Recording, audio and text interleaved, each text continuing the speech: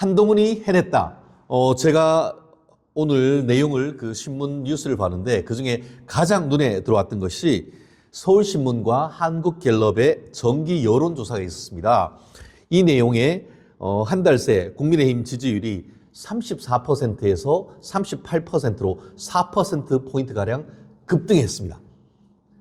이제 민주당은 한 40% 정도 되는데 한 2% 정도이기 때문에 이 흐름으로 봤을 때는 이 지지율의 어떤 그 골든 크로스, 국민의힘이 뚫고 올라가고 민주당이 어떻게 보면 답보 내지 하락세를 보인다고 하면은 아마 다음 주 정도면은 이 국민의힘의 지지율이 어떻게 보면은 청신호로 켜질 가능성이 높아졌다는 것이고, 그 부분과 관련해서 지금까지 민주당 같은 경우에는 항상 윤석열 정권에 대한 정권 심판론을 얘기를 하고 있습니다만 정권 심판론보다는 오히려 거대 야당 심판론, 나아가 이 386, 586, 686 이 세대 교체론을 통한 이 586 운동권 심판론, 이 프레임이 훨씬 더 먹혀가는 것이 아닌가 하는 그런 내용입니다.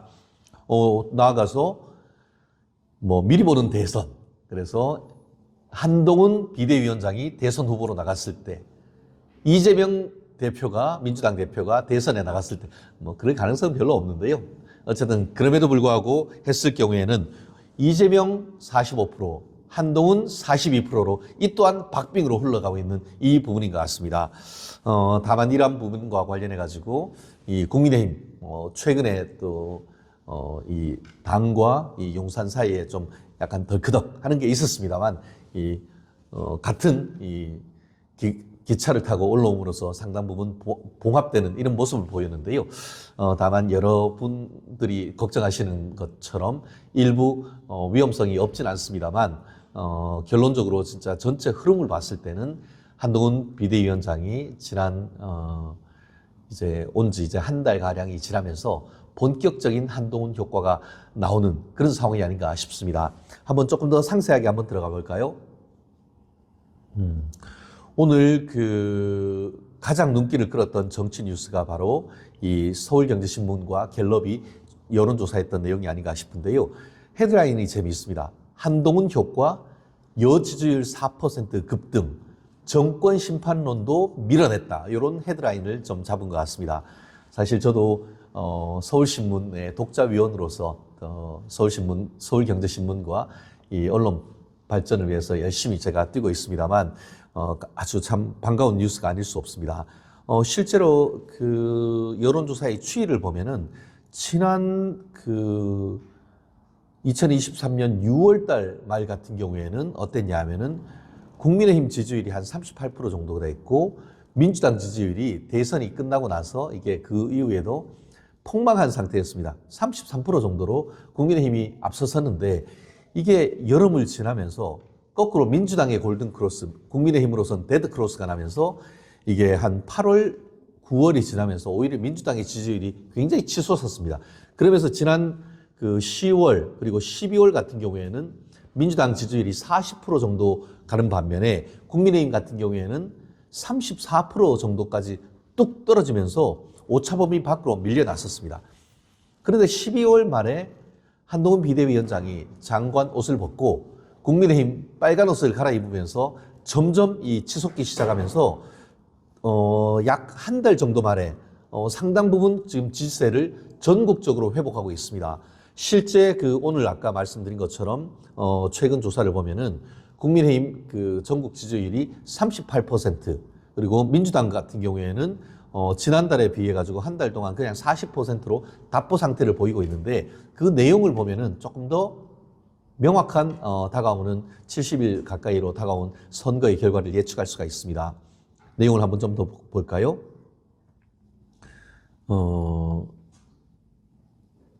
특히 지난 여기 보면은 이 지역적으로 봤을 때의 이 캐스팅 보터라고 할 수 있는 이 세종, 충청 남북도, 대전시의 국민의힘에 대한 지지율이 굉장히 많이 올라갔습니다. 이 부분과 관련해 가지고도 보면은 그렇죠. 말씀드린 것처럼 그 한동훈 효과로서 충청도에 있는 지지율이 굉장히 많이 올라갔다라는 그런 부분이 있고, 세대적으로 봤을 때도 예전에는 지지층이 없다라고 했던 부분 중에 상당수가 국민의힘 쪽으로 많이 간 걸 보일 수가 있습니다. 실제로 20대 같은 경우에도 지지율이 굉장히 지금 국민의힘 쪽으로 쭉쭉 쏠리는 것들이 볼 수 있는데요. 실제로 이 부분을 보면은 남녀에 있어서 이 20대와 무당층을 중심으로 국민의힘 지지층이 쭉쭉 올라가고 있다라고 지금 보이는 것 같습니다. 사실 이 부분은 어떤 부분과 관련되어 있죠? 이준석 신당의 지지율과 사실 연동되어 있는 것 아니겠습니까? 지금까지 같은 경우에는 이준석이 20대 남성을 견인하고 있다, 20대 나아가 30대의 지지율을 견인하고 있다, 이런 얘기가 있었었는데, 한동훈 효과, 한동훈 비대위원장이 옴으로써 오히려 20대, 30대 남성뿐만 아니고 20, 30대 여성의 표심까지도 끌고 오는 이런 그 견인하는 효과가 지금 나타나고 있다라는 점에서 제가 말씀드린 것처럼 한동훈 효과가 직접적으로 나타나고 있다라고 얘기할 수가 있지 않을까 싶은데요.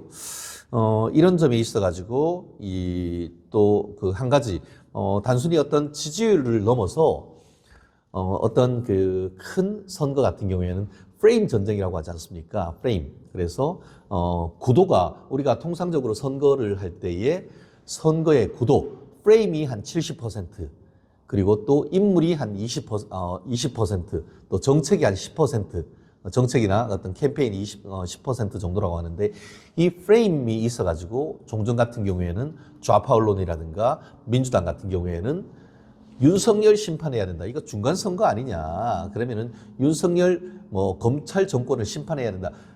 그런 그 논리가 상당 부분 국민들에게 파고들었던 것도 사실입니다. 그런데 한동훈 비대위원장이 빨간 옷을 입고 국민의힘에 들어온 이후로 그 프레임 전환을 시도했지 않습니까?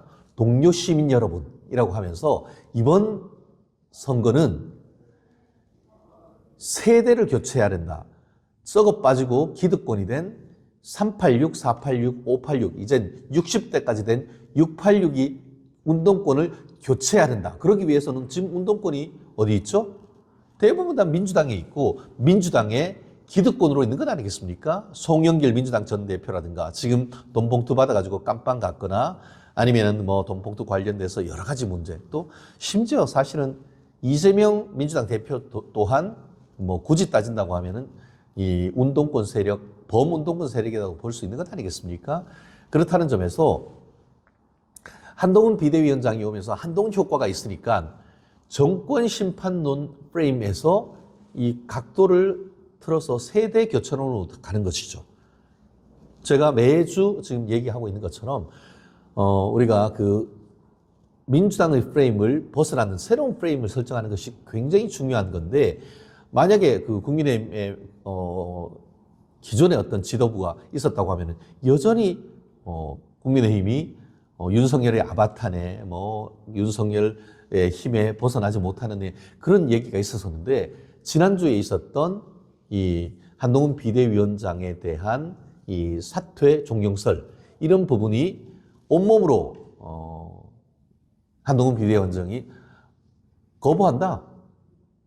국민이 불러줬기 때문에 나는 국민이 불러준 가야 할 길로 가겠다라고 하면서 한동훈이 윤석열 대통령의 아바타라는 논란을 완전히 깨부셔버렸지 않습니까? 그러함을 통해 가지고 프레임이 기존에는 결국 당정대가 모여있지만 그 나물에 그 밥 아니냐라고 했습니다만, 한동훈 비대위원장의 깡다구로 그 지난번에 있었던 그 용산의 어떤 부당한 어떤 요청에 대해서 거부하고 당정 간에 어떻게 보면은 수직적 관계에서 수평적 관계로의 상당 부분 이전을 통함으로써 프레임 전환을 확실하게 시킨 것이죠.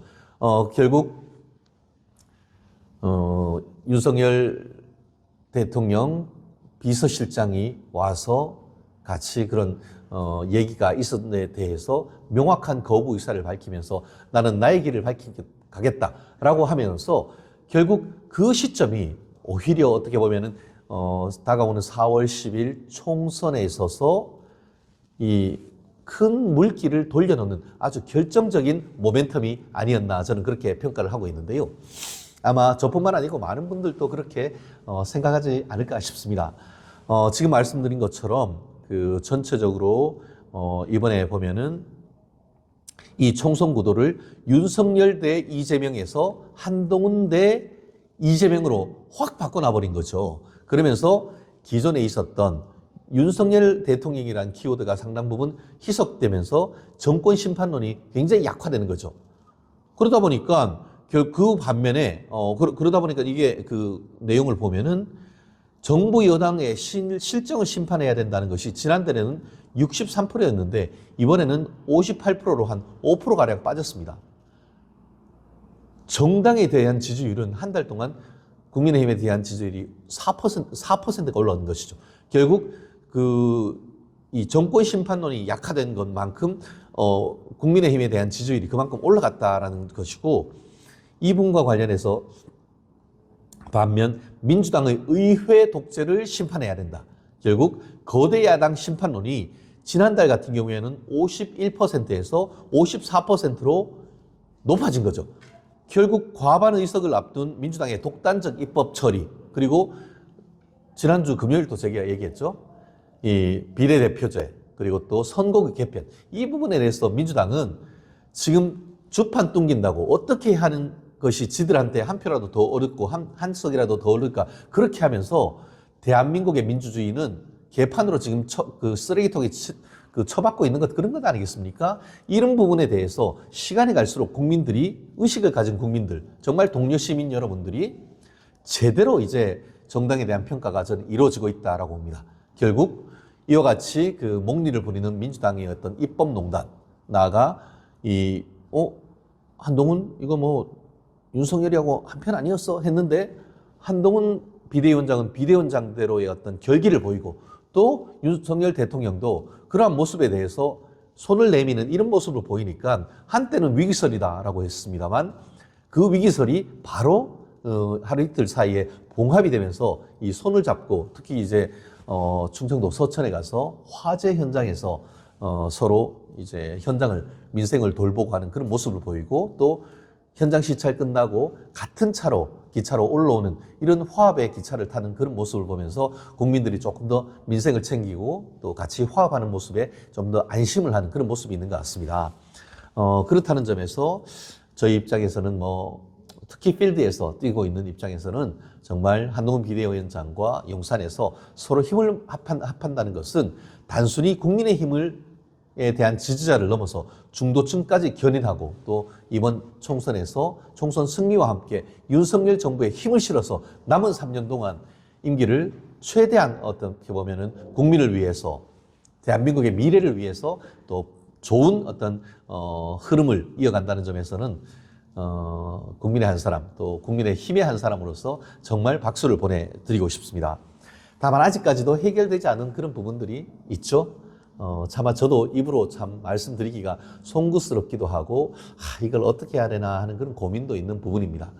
바로 김건희 여사의 이 파우치, 이거를 함정 수사에 걸린 피해자다, 아니다, 그럼에도 불구하고 국민의 눈높이에 맞춰가지고 좀 일부는 사과나 유감을 표명을 해야 된다 하는 그런 논란이 있던 부분인데, 여론조사를 보면은 당정 갈등의 원인이 된 이 김 여사의 어떤 그 파우치 수수 의혹과 관련해서 응답자의 절반이 넘는 한 56% 정도는 김 여사의 사과가 필요하다라는 그런 목소리도 사실 아직 있습니다. 그 반면에 사과할 필요 없다라는 것은 퍼센테이지가 한 20% 정도 낮습니다. 그렇기 때문에 중도 표심은 여전히 이 부분에 대한 대통령실의 사과든 유감이든 어느 정도 수준의 언급은 해줄 것을 요청하는 것 같습니다. 그런데 그것이 수사로 이어져야 된다? 그거는 저는 아니라고 봅니다. 지금도 제의 요구, 김건희 여사 특별법에 대한 거부를 했습니다만, 이 부분에 대해서 또 새로 또 법을 만들어야 되는 것이 아니냐 하는 그런 여론이 적지 않다는 것은 적어도 알고 있습니다. 그렇지만 그런 부분은 선을 끊는 거는 끊는 거죠. 어떤 정치적, 도덕적 측면에서의 어떤 그 국민에 대한 어떤 재발 방지라든가 그에 대한 대책을 마련하는 것과 그에 대해서 수사를 해야 된다. 이거는 완전히 별개라고 저는 생각합니다. 그렇기 때문에 그런 부분은 민주당의 어떤 마타도 부분에 대해서는 명확하게 선을 끊는 우리 자유우파의 어떤 적극적 노력 저는 필요하다라고 생각을 합니다. 다만 지금 현재 시점에서 또 하나 우리가 허들이 될 수 있는 것은 앞으로 공천 문제 아니겠습니까? 지금 적지 않은 용산에서의 그 비서관이라든가 행정관들이 내년 총선을 위해서 뛰고 있습니다. 근데 국민의힘의 지금 한동훈 비대위원장은 국민의힘에서 시스템 공천을 하겠다. 어떤 찍어 누르는 공천은 없다라고 지금 얘기를 하고 있고, 다만 일부 지역 같은 경우에 서울에서나 아니면 호남에서도 마찬가지였죠. 특히 어떤 사고 당협이라든가 어떤 기존에서 어떤 그 지역에 있는 후보들과의 어떤 그런 경쟁력 이런 부분을 생각을 한다고 하면은 일부 지역에서의 어떤 전략 공천 이 부분은 불가피한 점이 없지 않습니다만 그렇지 않은 부분에 있어서는 지금 만들어진 룰대로 예컨대 이제 서울 지역 같은 경우에는 여론조사와 또 당원 조사를 8대2로 또 대구 경북 지역에서는 이 5대5 이런 공천 룰이 다 나와 있고, 그 외에도 또 공천 배제 사유도 있지 않습니까? 대한민국의 미래를 가로막는 4대 악, 신사대악. 그래서 성폭력에 대한 2차 가해, 또 직장 갑질, 나아가 학교 폭력. 학교 폭력은 초중고등학교뿐만 아니고 대학교에 있어서의 어떤 폭력 이런 부분도 다 포함되는 것으로 알고 있습니다만, 그런 부분에 대한 면밀한 어떤 공천 조사에 있어서의 어떤 스크리닝 이 부분은 명확하게 해야 되는 것이고, 음주운전도 마찬가지인 것 같습니다. 음주운전도 보면은 20년, 10년 이런 식으로 해서 엄한 어떤 규정이 있는데, 도덕성 있는 후보를 가리기 위한 국민의힘의 노력, 그것을 통해서 국민의 눈높이에 맞는 후보를 밥상에 올리는 이런 그 노력이 필요한데, 그 부분에 있어서 더 이상 용산과 이 당 사이에 갈등이 있지 않는 그러한 역할을 한동훈 비대위원장이 해준다고 하면은 이번 총선 정말 청신호가 끓여졌고, 그리고 세대교체 프레임을 새로 가지고 나옴으로써 새로운 프레임으로서 낡고 고루하고 기득권인 민주당이란 프레임, 오히려 신선하고 젊고 또 미래를 생각하는 국민의힘 이 프레임으로 간다고 하면은 충분히 승산이 있습니다. 나아가 지금 정권 심판론이라고 한다고 하지만, 심판하려고 했더니만 맨날 법으로 뭘 할 수 있어야 심판을 하죠. 입법을 개혁 입법을 하려고 해도 다 틀어막고 아무것도 못하게 해놓고 무슨 심판한다는 말이에요. 이런 논리가 지금으로서는 상당 부분 먹혀가는 것 같습니다. 그 점이 저는 다음 주나 그 다음 주 이번 설날 민심이 아주 중요한 것 같은데, 당과 어떻게 보면 용산이 화합하면서도 한동훈 효과를 좀 더 배가할 수 있는 이벤트가 있다라고 한다고 하면은 이번 다가오는 그 구정 설날 같은 경우에를 기점으로 해서 국민의힘이 완전히 골든 크로스 어떻게 보면 쭉쭉 그 상승 곡선을 일어나가고, 민주당 같은 경우에는 여전히 자기들의 어떤 그런 유리한 정치 프레임으로서 대한민국의 민주주의를 후퇴시키고 있는 이런 비례대표제 등 선거제 개편을 미루고 하는 그런 모습에 대한 심판을 해야 된다는 논리는 여론은 충분히 강화될 수가 있다라고 저는 봅니다. 한동훈 효과, 민주당과 초접전, 그리고 또 정권 심판론조차도 밀어냈다. 이런 것을 보면서 정말 한동훈 장관의 선전을 저 또한 기대하고 아마 지금 멸콩TV 지금 뉴스의 혼을 보시는 분들도 같이 공감하지 않을까 생각을 합니다.